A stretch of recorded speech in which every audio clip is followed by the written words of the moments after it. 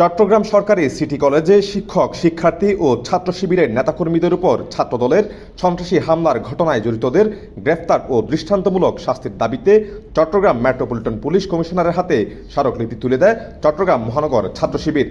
মঙ্গলবার স্মারকলিপি প্রদানকালে উপস্থিত ছিলেন ডাকসুর ভিপি সাদিক কায়েম ও চট্টগ্রাম মহানগর উত্তর ও দক্ষিণের নেতাকর্মীবৃন্দ। এ সময় তারা সিটি কলেজ ক্যাম্পাসে শিক্ষক, শিক্ষার্থী ও সংগঠনের কর্মীদের উপর পরিকল্পিত হামলার প্রতিবাদ জানিয়ে বলেন, সন্ত্রাসী কায়দার মতো রামদা ও দেশীয় অস্ত্র হাতে যদি ছাত্রদল আবারও হামলা চালায় তবে শিবির আর বরদাস্ত করবে না।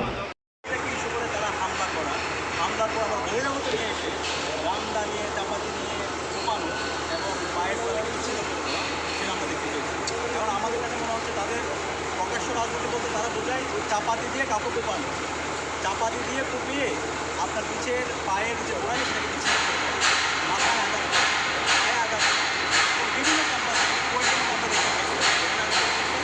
শিক্ষার্থীদের উপর নিগ্রহ করা হয়েছে।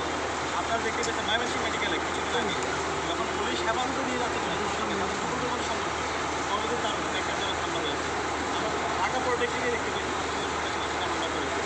90-এর পরবর্তী যেভাবে সারা দেশে এই যে শিক্ষার্থীদের উপর হামলা এই যে আপনার ফেসবুকের রাজনীতি, সেই রাজনীতি এখন তারা আবার ফিরে আসছে।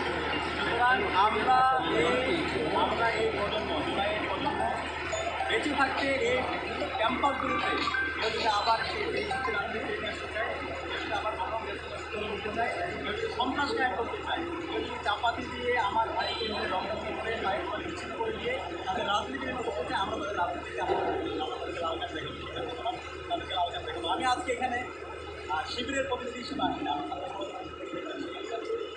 হিসেবে আসি।